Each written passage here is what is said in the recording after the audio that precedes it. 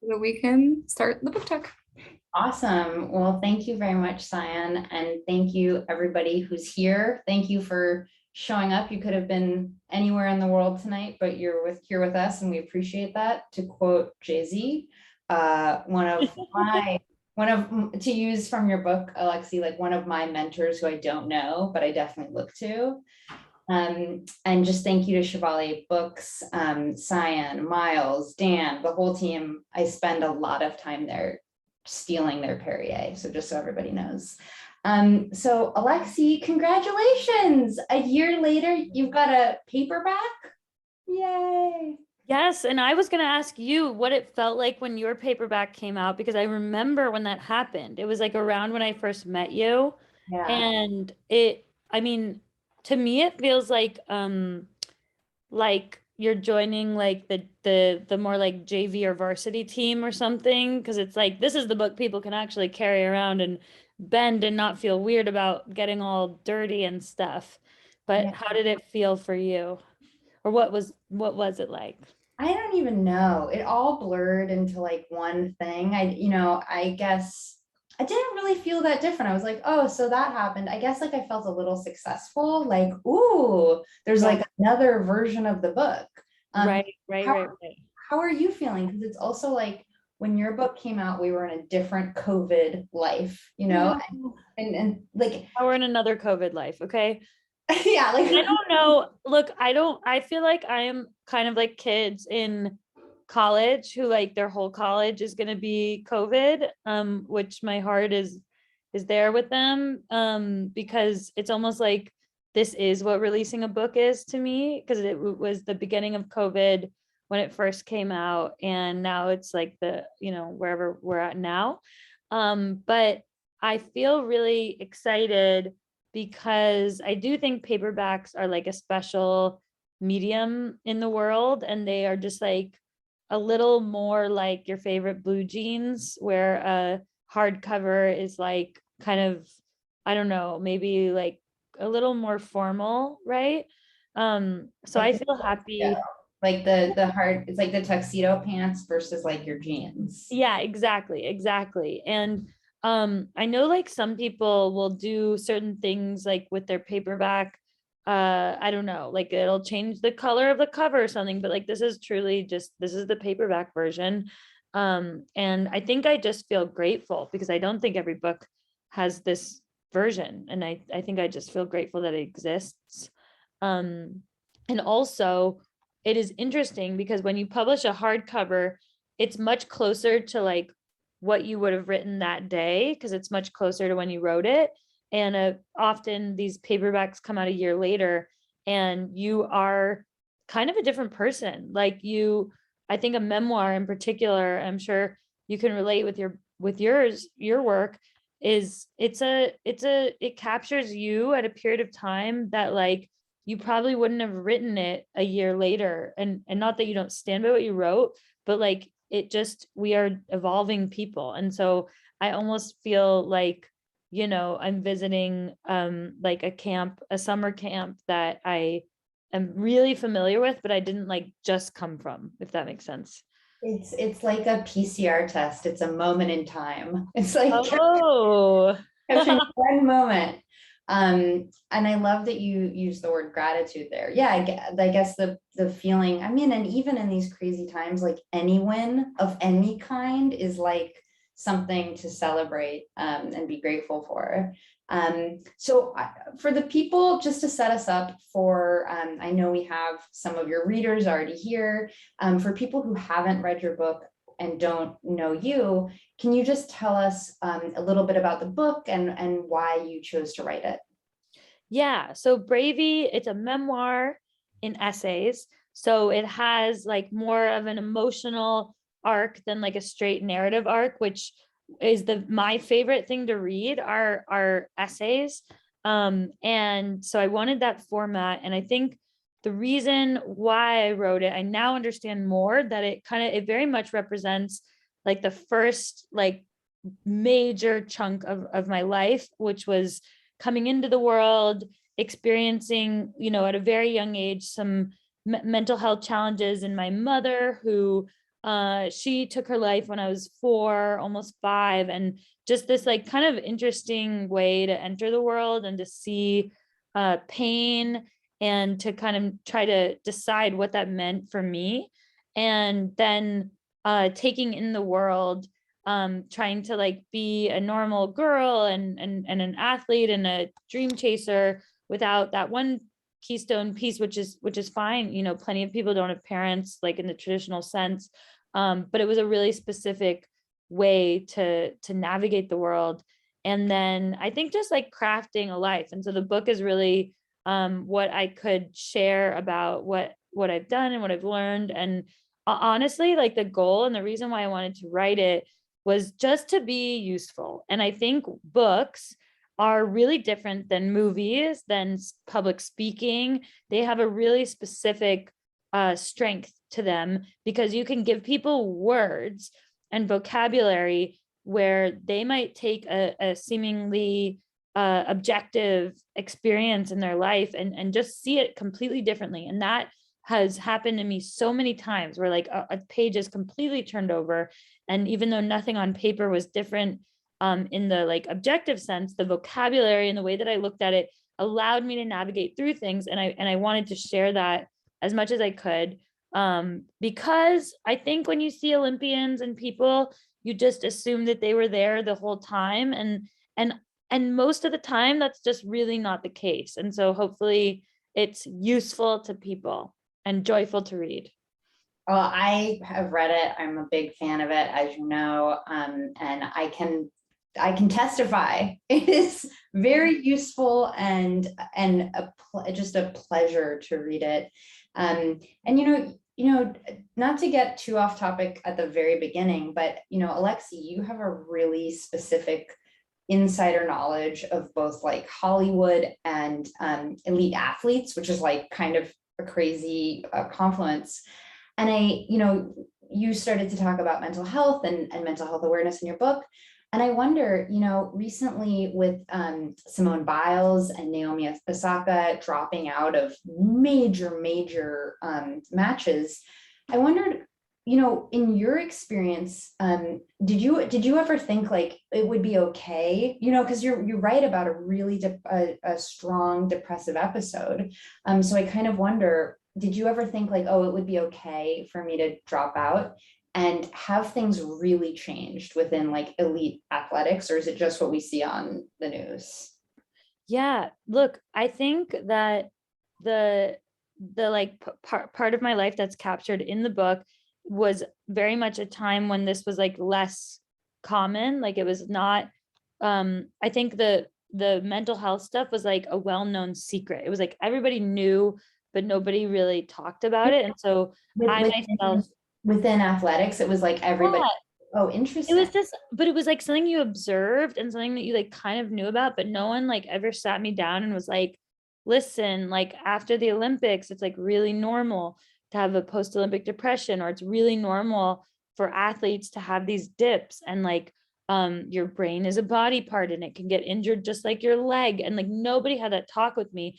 And I think I was someone that someone should have had that talk with, because there was so much of that high risk in my mom's side of my family, you know, beyond just her. And so nobody was really talking about it then.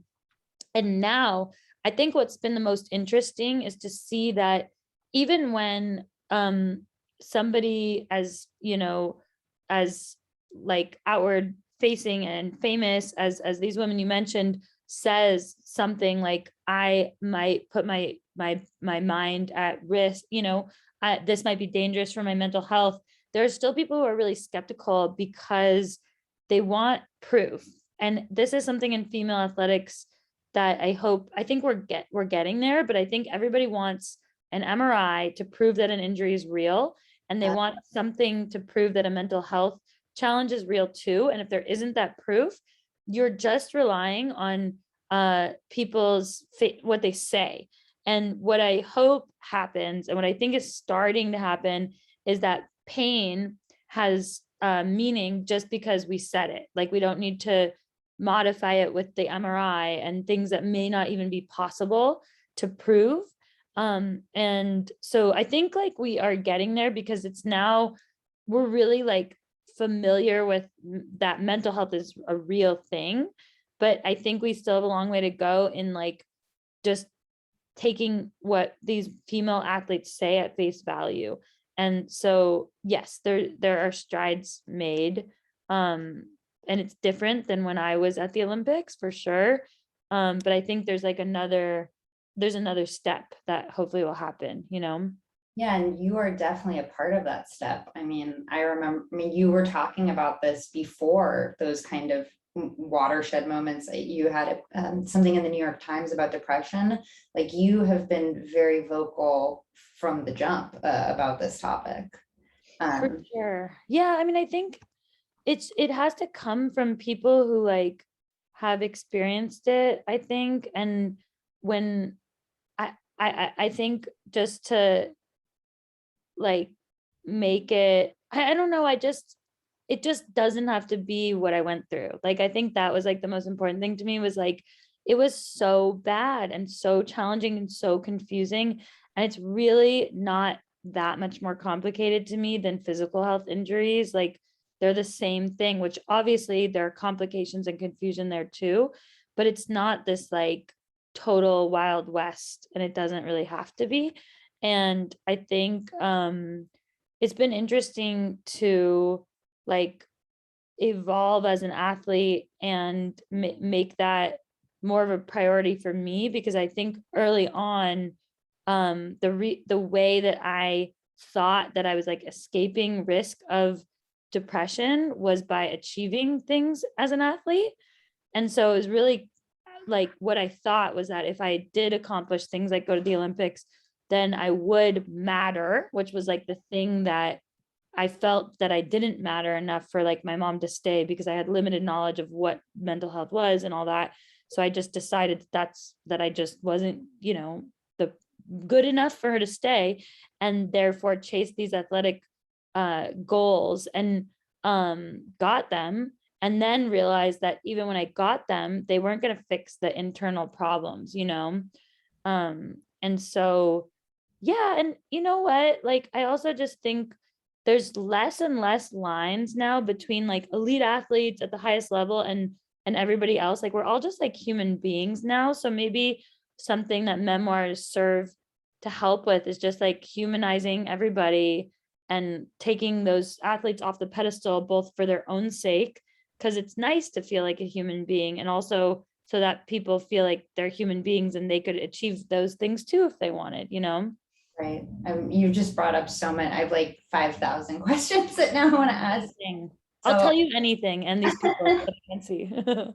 Excellent. So I'll start with a question that kind of I can tie back to the book, which is, you know, one of the reasons I was so drawn to your story is because, you know, I myself grew up in dysfunction with lots of mental health problems, both my own, my parents, and you don't really hear people talk about it in a raw, like honest, like unvarnished way that you do. So when we read the book, we quickly find out about your mom's struggles and her suicide and the impact it had on your family. And just to what you were just saying, you write, maybe my mom thought she was being kind to me in leaving, that because she was gone, I wouldn't have to deal with having a crazy mother. But by leaving the way she did, my mother actually burdened me with the task that would come to define my young adult life, to grow up without her. And, you know, I think it's something, I mean, this is now just completely personal. Something that, you know, let's just go there, right? So like something I'm kind of dealing with and struggling with is we think about things being done to us, you know, like we grew up in this house and it was done to us. And you talk about in your book, like how some of the mothers around you were unkind. Many were very supportive, but there was some unkindness. But we don't talk about what we lose, you know, like how did you sort of, because I think there are a lot of people who are looking to fill holes where they feel like, I didn't get that. So how did you kind of piece together something to go in your mom's absence? Did you, I mean, you talked about external validation. Was there anything? Yeah, I think that, I mean, look, I think you and I both know that there's no like real honestly, the wildest thing is how much harder it's gotten over time versus like when it first happened. I think I didn't expect it to feel worse over time.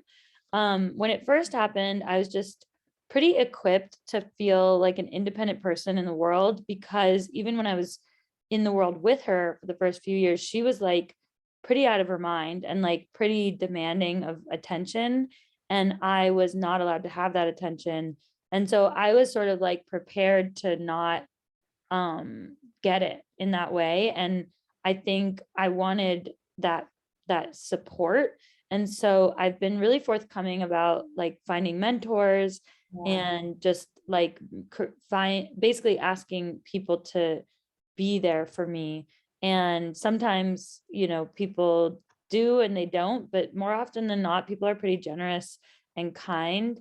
And so I think that was one thing. I think I also like, it's been, so the wild thing that I've realized recently is that I like, I think that a lot of my life, and this is not in the book itself, because I just don't think I understood it quite yet.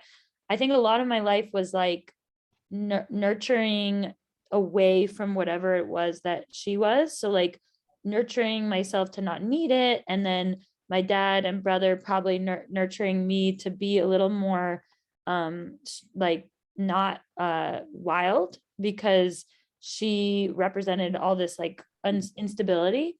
And the wildest thing that has happened is as I've gotten older, I've become more comfortable, I think, with the sides of myself. And I know this isn't exactly what you asked, but this is just the what I thought of. The sides of myself that might be more related to her, that felt previously like very off limits. And this is like, it's just, I can't even describe it other than to say, I know that this is not my father. I know that this is some nature inside of me that's more related to her, that I used to be really afraid of, and really like just built a life of like control. And, running is a very good way to tick your boxes every day and not be out of control. You're in control. And I think the last couple months, actually, I've really just tried to like listen more to what my nature is versus like my nurture. And it feels really good. And it doesn't feel as dangerous as I thought it would feel. And so again, I think when I was younger, it was like finding these mentors and like looking up to other people. But now it's like, I'm kind of ready to like be my person and not be afraid of how closely related that person might be to her, and not feeling like that is a life-threatening decision to lean into. Right. And that's so interesting. And I completely relate to that. You? Yeah, I mean, for me, it's sort of, I myself just realized like, oh, there's a lot I lost and there was a person I could have been. So I'm in the stage of like, who could have lived and how do I grieve whoever she would have been? And it's not like and there's no silver lining. I don't think that there's a silver lining to that. And I'm who I am now, and I'm more and more comfortable with who I am now. So I think we all have different reactions to trauma, essentially. Yeah. I mean, I don't know if you feel this way, but sometimes I just wish I had her to talk to about like weird thoughts that I have. Like recently I had this thought that I like still cannot figure out. And maybe you have advice for me, where I'm like, I have no idea like what of the things that go on in my head I'm like supposed to share with other people. And like, that's such a weird thing to like, I'm like 31, like, and I don't know, like if I like feel a certain way about someone, like, should I just tell them? Should everybody know? Or like, it's so weird, but like, those are the things that I imagine I would ask her. Cause like, I don't really, I guess I could ask my friends, like there's plenty of people to ask, but I feel like I would like to know what she had to say about that. That's so interesting, because it actually gets back to the previous thing you said about you've kind of come to terms with like a knowing within yourself that like, oh, this is my mom, this is my dad, and I'm okay with me. And you used the word earlier, useful.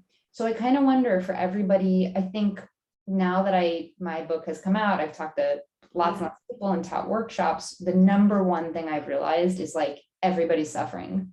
Everybody is suffering. Everybody went through something that affected them, that they're dealing with. And so I just wonder, do you have any tools or advice for people who are trying to find that like authentic, you said your nature, you know, like that you've used to find your nature? Yes, I think that I think that we have to change our environment to change. So, okay, you know what I've been thinking a lot about lately is like not just what we're doing on paper, but where our attention is, which is really different than like you could be a chef and you're preparing the food, you're doing, you know, whatever chefs do, but maybe your mind is like obsessive about fashion and like nobody would know that you're thinking about that while you're cooking. And I've been thinking about that a lot lately. And I think that what I'm trying to pay closer attention to is where my attention is, and giving myself the only way to shift your attention or even allow it to be what it needs to be is to have an environment where that shift can either happen or where you're safe enough to figure out what is even going on in your own head. And I am admittedly, you know, prone to creating a really busy schedule. That is what I've always done, so that my thoughts are basically, you know, where I think they're going to be. And I think what I've done, look, I like had an injury that kind of took me out for a while, and then I had space to like just be alone in my kitchen all day with myself and just like feel whatever I was feeling and play whatever music I wanted. And something I admire about you is you go on these trips by yourself. And I will admittedly spend not as much time by myself. And so I do think perhaps that alone time is like really, really crucial so that we can like hear the little like weird thoughts and like strange body impulses, or like, ooh, like, am I like feeling sexual, or like, am I feel like what is going on? And just like not like shooing them away because there's no time for them. So I think like that's probably the first step. And then also kind of treating ourselves a little bit like a middle schooler. Like, you know, middle schoolers just, I don't know about you, but I was like, today I like turquoise, tomorrow no more turquoise, today capris, tomorrow glitter. And like you allow yourself to really flow in and out of moods, and like because you don't expect to be a fully formed person. And so I feel like I've returned to like a middle school like mentality for better, not the tough parts, you know, and allowed myself to try things that are really small, like, oh, today I will center part my hair, and like what does that feel like to me? And that might sound materialistic, but it's really helped me to start with little things like hair clips, whatever, little things that I hadn't done before, and see what kind of person that activates in me and how does that let me shift. And basically the philosophy is that I don't think we discover who we are. I think we like create who we are. And so maybe we have to try things in order to create that identity. Yeah, I love what you're saying about, you know, first off, you have to remove yourself a little. Like it's so, I think so many people can relate, and especially pre-pandemic to being in the pandemic, is there was just so much distraction of like plans, bachelorette, wedding, work trip. Like a lot of us, you know, I remember complaining about traveling, like, oh, I have too many. Yes. Like what a privilege. I wish I could do that now. Yeah. But I think there wasn't like space. There was not space to be reflective in any kind of way. And if you can't reflect, you can't even notice. Like you can't even notice your life experience. You know, so that really resonates with me. How do you do it? By being alone. Yeah, Like, you do it a lot. You do that. Yeah.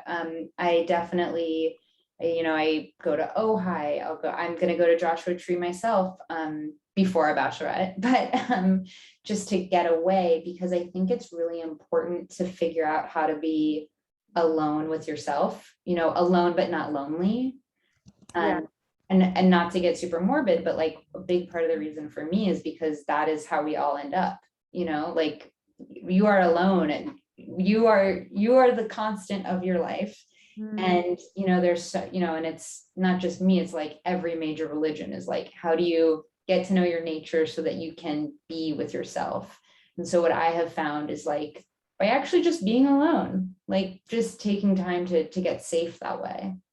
Yeah, it's so wild. Like, okay, so on Saturday, I randomly like decided to enter this ultra marathon, and I Wow. ran a 50K in Catalina Island, and I entered it like the day before, and I didn't train for it, but I was like really curious about it, and I was gonna maybe run with my friend, and then we just like both kind of decided to like do our own race, and I just wanted to race it. I was like, I feel it. I want to do it. And I was alone for like 99% of this race. And I mean like alone in the woods and no music, no Wow. nothing. And I've never had that experience because when I race, the tactic in like a marathon or a track race is to stay in the pack as long as possible and then break out at the end. And this, because it was so long, you needed to be in your own body and space, and probably in order to be the most successful, because when you need to walk, because people walk in these races, is different than when someone else needs to walk, and you go through so many oscillations. And I feel like it was in the spirit of your, like what you do more than what I'm used to. Mhm. And it was really good for me to do that because I can be really afraid to be alone. Yeah. For sure. Or choose to not put myself in those situations. Well, the middle schooler in you is doing a great job just experimenting and seeing like, how does Yeah. it feel to be alone? Yeah, it was great. Honestly, it was pretty amazing. Yeah. It was amazing. Yeah. And you just said something that like I am kind of dying to know because I am not an athlete and do not know any athletes besides You you. are. Oh, come on, you're a runner. You're a runner. Everybody, she's a great athlete. I mean, I feel like I need to like record that little moment and just play it over and You're over. a runner. You can do it. Yeah. But, but like you were just saying, you have this like spirit is like, it's time to run. Like, I want to be in this race. I just wonder, like, can you describe, like, when do you know, like, I want to go after that? Like, what does that feel like? Okay, I do have something to say about this, which I learned from a mentor of mine, which is okay, so I recently we're just talking, you and me, okay? Yeah, it's just a conversation. No, but it's so great. I think it's great.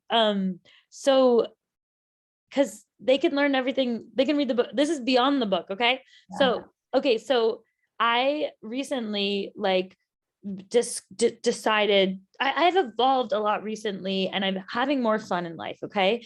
And it's really unusual for me to do things that feel right, feel exciting, feel fun. Usually I feel like I've been raised to probably raise myself to seek like delayed gratification rather than like fun now. And if fun happened, it was like a joyful byproduct and a pleasant surprise. And recently I've been chasing, like doing things because they just sound like fun. And I talked to like a mentor of mine because I was like, what's going on? Like, I'm going out to like a party or I'm going roller skating, and like, is this unsustainable? Is this escapism? Like, what's going on? And because you were asking, how do you know what these things are? And she was like, Alexi, I think you should stop thinking about it as like delayed gratification or instant pleasure or good for me, bad for me. She was like, here's what I want you to think about. She was like, your cells, like the little cells, they, when they're happy and when they're attracted to something, they like expand and move toward things. And when they're unhappy, they like contract and move away. And that's why, like, if someone, and this is every cell in your body, so there's like whatever, millions, I don't know. And so that's why when someone like places food in front of you that you like had food poisoning from or you're allergic, you're just like, no, like I'm not, you know what I mean? You know that feeling. But if like a cute boy or like a dance part, like whatever you want to do is presented, you expand, you know that feeling, right? So she was like, I want you to think about living your life in an expansive way rather than like anything else. And so to me, it's helped me so much, like, and it's helped me stay healthy too. Cause like last week, for example, I'm still running and there was a day when I was like, I just like don't want to do this. And I was like, it was depersonalizing because I was like listening to, is this a contracting thing or an expansive thing? And it was a contracting thing. So I just didn't run that day. And I felt a lot better the next day, whatever. But I think that's how I'm making my decisions. And when I thought about this race, my friend was like, I'm doing this thing. And it sounded like expansive to me. Like I felt like a girl who like was getting ready for the school dance. And like that's how I knew it was the right thing for me. It had nothing to do with, am I prepared? Like, no, I wasn't prepared athletically. Did I taper? Like, no. Like, did I get enough sleep? No, like none of those things.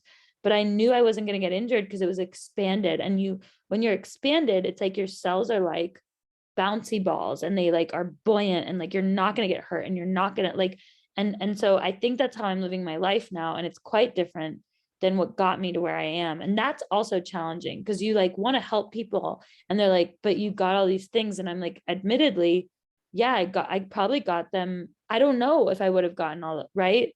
I completely relate. It's like, oh, I hustled and I was grinding for so long. And now I'm like, oh, I can kind of let go. But I don't know without the hustle, would I have gotten to where I am now? Dude, I don't know. And like, I think probably people need to like understand themselves wherever they're at. So like if you aren't, like I think maybe some people start the other way and then they end up this, like I just think you have to be where you're at in life and like and know where you're at. Like if right. Yeah. And I mean, and just to sort of tie it back to the book a little bit, one of the things that I'm just obsessed with in your book is how you talk about mentors and how you find mentors even when you don't think there's a mentor available or Yes. and so I just wonder, for everybody who's here, it's not always so easy to find a mentor. And how do you ask? Like, what are your tips for mentorship? Yes. Well, okay. I think we have to stay on our own team and always like find those resources. So like when I lived in Mammoth Lakes, which I lived there before LA, I had a running mentor there, but I didn't have like the creative mentor. I didn't have as many people around me because it was such a small mountain town. And so I started listening to like a lot of audiobooks, a lot of podcasts. I subscribed to Masterclass because I wanted that like mentorship basically. And I just would pretend that those people were like talking directly to me.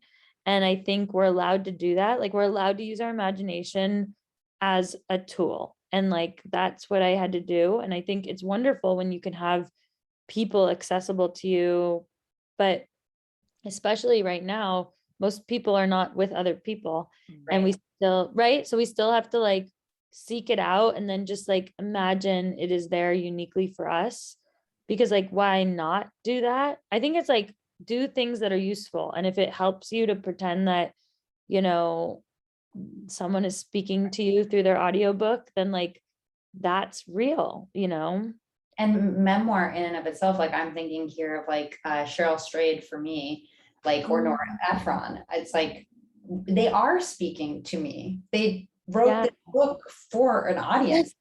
Right. They wrote it. That's the other thing about memoir is that like they're not diaries. Like nobody wrote this for themselves. Like, nobody was like, and that's why when people are like, was it so therapeutic? I'm like, yeah, but like I did the work before I wrote the book to like become like the book is not, for me, the book is not therapy. The book is like my craft. It's my work. It's my passion.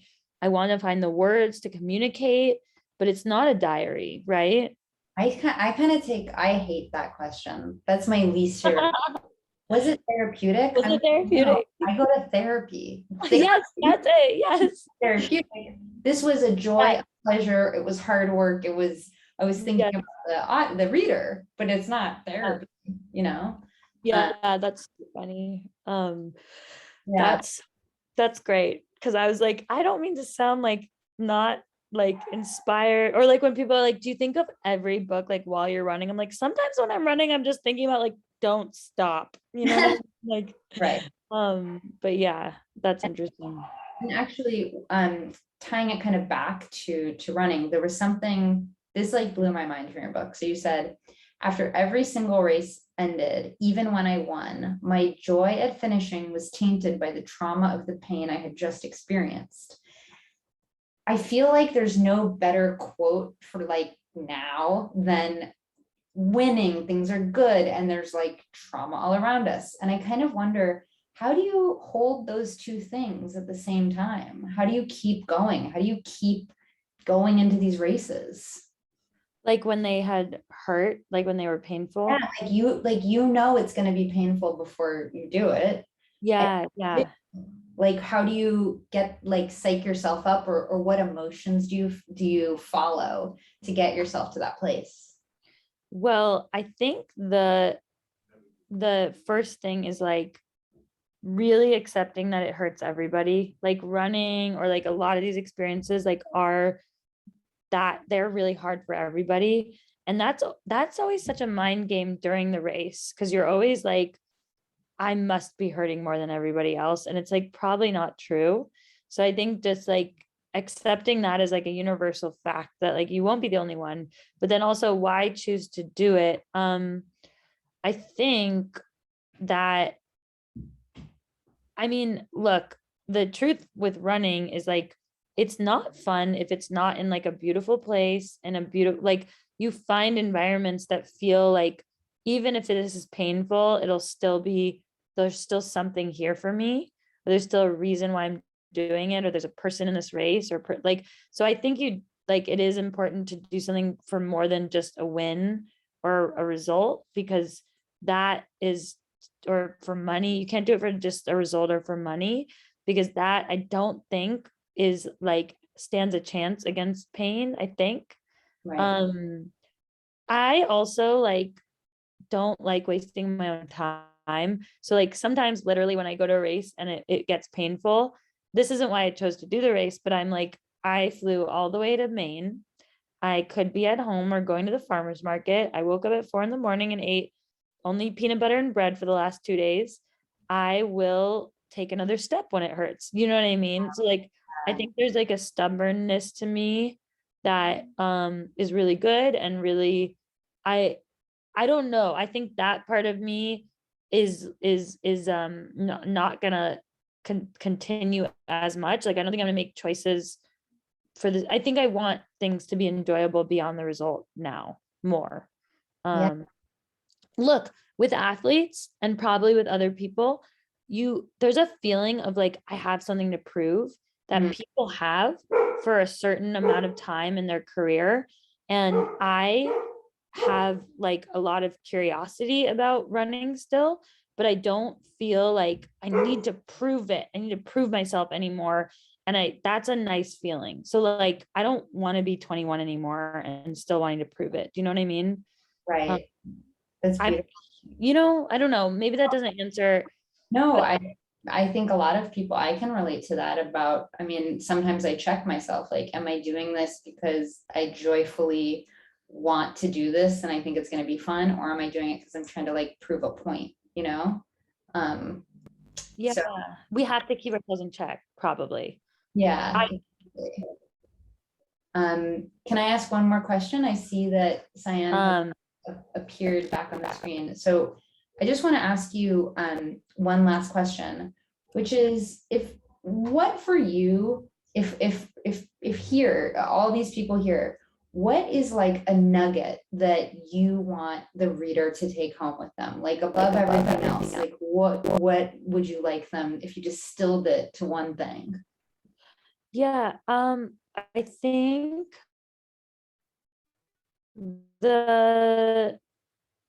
I honestly think for me, the thing that I want them to know is I think that there are vocabulary shifts for every challenge in our life. And I think if one doesn't work for you, like if a saying or doesn't resonate, like the saying, like enjoy the journey, it just like never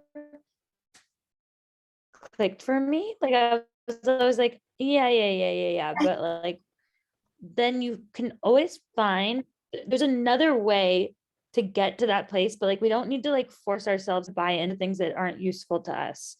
And like, I have thoughts on like what did resonate with me about the enjoy the journey thing, but the more important takeaway is like, do what is useful for you in life and relentlessly stay on your own team.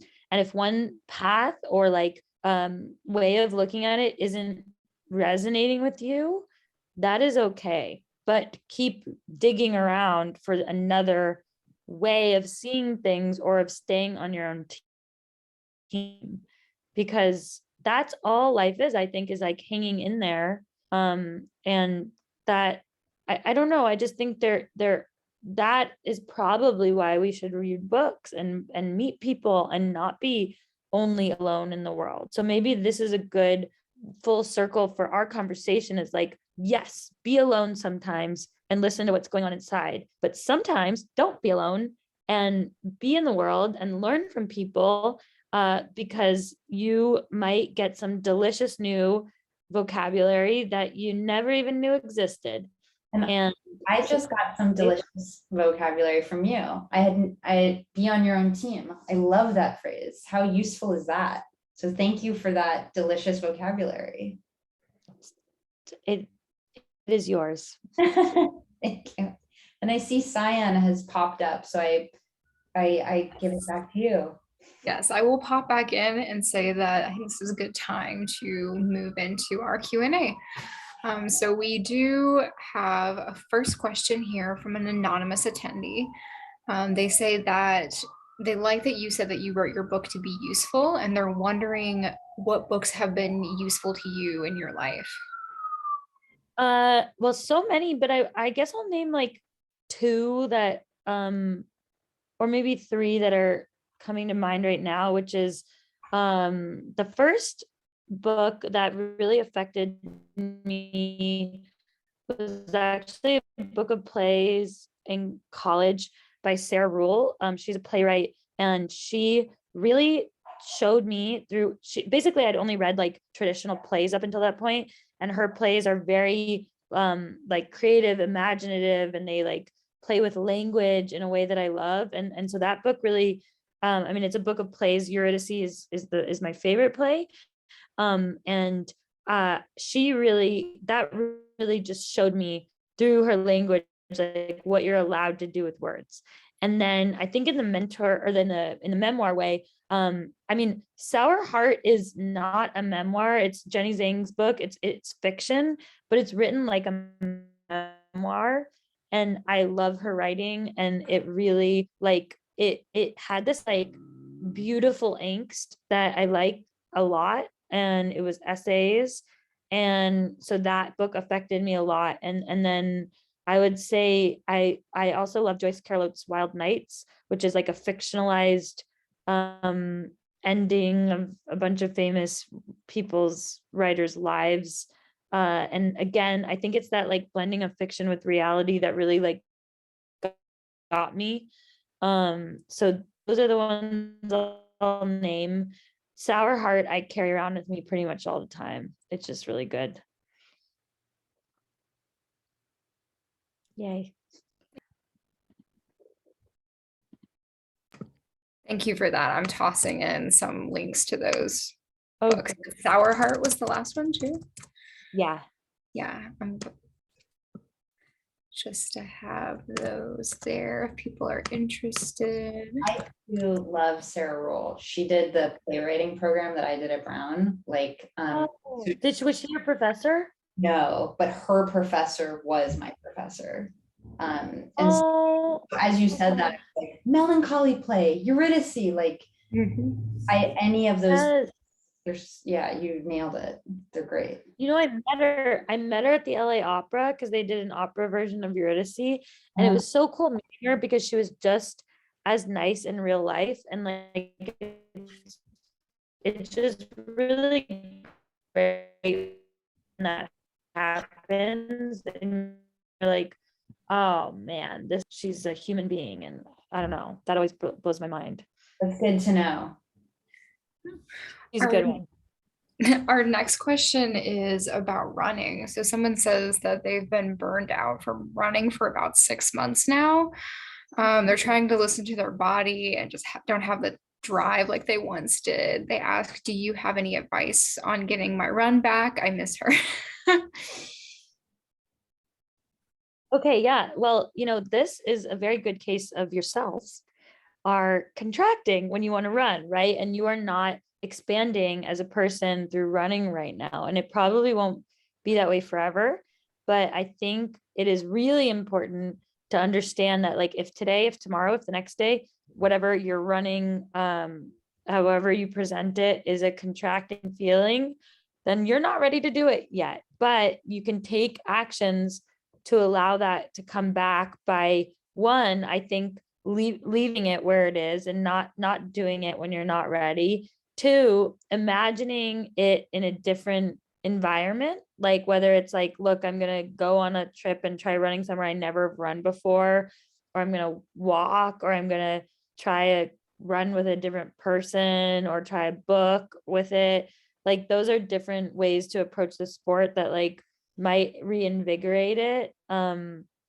But I do truly think that, like, until you have that expansive feeling, it's never, you're gonna like hurt yourself basically, like it's not fun, it's not good for you. And it's okay that you had that period of time right now. Like, it is so normal. Like, and it could be things that you don't even know. Like, what if you have adrenal fatigue and your adrenaline like needs to come back? Or like, what if like truly you're in a depletion mode? Like, there's like scientific shit here that like maybe you just literally need the long break. Like, when I had a surgery about a year ago, I took like 3 months completely on my couch, like no exercise, no nothing. And I like it was remarkable how much my body like restored to like full, like normal period cycles, like things that weren't completely perfect, like really leveled out. And I would have never given myself that break without the surgery. And now I'm much more of the mindset where if I felt like you felt, I would give myself into the sport, but not step into it until it feels expansive again, which it will. It will. I love that response because it's like it's not forcing yourself to do something that your body isn't ready for. It's like really taking time. Appreciate that. Yeah. And it's not personal. Yeah. I think all this stuff is just like, it's just not personal. It's like your cells are just, you're just not ready right now, And other people experience it too. Absolutely. Yeah. I think the next question kind of blends into that past one too, where the person asked, can you speak to what shifted you towards more fun and allowing more joy recently, specifically around your NYC marathon experience and amplifying your joy through reaction of your followers and community? Yes. So okay, like basically, because I had this big surgery, which like we won't get into now, but I think I learned a lot. Like, I shouldn't have been in a situation where like I needed this surgery, and that's a whole other story about pain. But I wasn't ready to like race that marathon safely. And what led me to the more joyful part of my life was actually, I had this like, how do I like, okay, I'll try to not take everyone's night. So I had like a little thing come up in my nerve in my back because I did push too hard in a workout post surgery that like I wasn't quite ready for. And my doctor basically told me that the best way to calm this nerve down was to do nothing. Like, do nothing, like no core, no abs, no icing, no stretching, just like nothing, and your nerve will be fine. And I am rarely told to do nothing. Like, most athletes are told to like hit the gym and do 6 hours of this and that and do. And he was like, nothing, do nothing. And I was in a conversation with a girl whose film I was producing. And the role of the producer is to listen to what people need and then listen to what they really need, which is underneath it all. And because I was told to do nothing, I realized I was very present with her. And this was about 2 weeks before the marathon. Okay. And I realized that my mind had been on like my performance, my body, my health, like all the time up until that point. And it took this doctor just being like, just pause for a week and do nothing and you'll be fine. And I was fine for me to realize that my attention was not always present and it was hard on myself. And so then I realized that I didn't want to be that obsessive anymore, or hopefully I wish I was never that obsessive about my body, to be honest. And although, you know, back to our last conversation, I don't know where I would be if I wasn't, right? And so I decided that I needed to like shift my environment to make it so that, not that I wasn't going to run hard and do well, but that I could shift and not always be so obsessive about it. Sorry, I'm getting really nitty gritty here, but you asked, so I'm answering.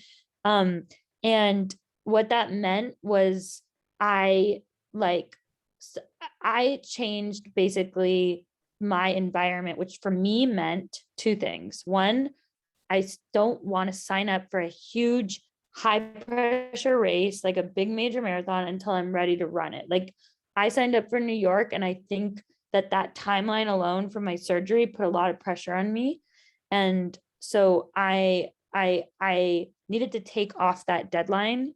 And look, I was still going, but I needed to be honest with them about like, I'm not ready to like compete super hard. And I also needed to make sure that I was aligned with companies, because I do, you know, I'm sponsored by these companies that support me in everything that I'm doing and not just the athletic stuff, because I was starting to feel like kind of like a bad kid for being like a well-rounded person if it didn't align with those companies. And this is just like the honest truth about my world. And I did make some shifts, and then I was able to show up to New York, really honest about like, look, I can't compete hard, I'm not ready yet, but I can run. And I had companies behind me that were okay with me doing that. And I had my face painted to remind myself that like, I'm here to have like, enjoy this, and to remind everyone else when they see me jogging that I'm not injured. I'm just like not ready to like run 5:40 pace. And I think what I'm trying to tell you is that it took creating an environment where that was safe. And then during the race, it took me being okay with following my gut. And I wasn't planning on like doing this whole like Broadway dancing through the streets thing. It just came to me during the race that that was the greatest expression I could do that day, as opposed to podiuming or doing some crazy result. And I was scared, honestly, that people were going to be like, get off this course, or like when the CEO of the New York Roadrunners drove by, I thought they were going to like laugh at me. And I didn't know. I was like, but I don't care, because I feel so intuitively happy and like glamorous. I felt so like I was just loving on people. And I was like, I don't know, I may get never invited again. And what I realized is that you can only just like be your best person in a moment, and just that's the best thing. Like if I had just 80% like waved at people, jogged, but not, it wouldn't have been great for any of the world, and it wouldn't have been great for me.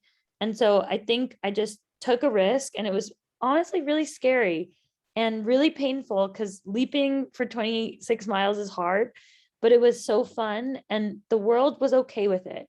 And that was like a really big gift. So sorry, that was a long answer, but that's how I came to that conclusion. And it's allowed me to feel like just doing what makes me happy and being honest and not hurting people is okay, you know? Oh, thank you for that. We have a thank you in the chat for that answer, and it was just really valuable for A them to long hear. And it answer. was fun and powerful to watch the run. Uh, Uh-oh. Oh no. So Did we lose Alexi?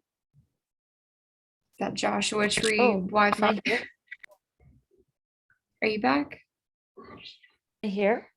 Yeah, Yeah. I think we can hear you now. I We can only see have it. See we me? only have one more question now anyway, and it's a really easy one, really fast one, which I think is a good one to end on.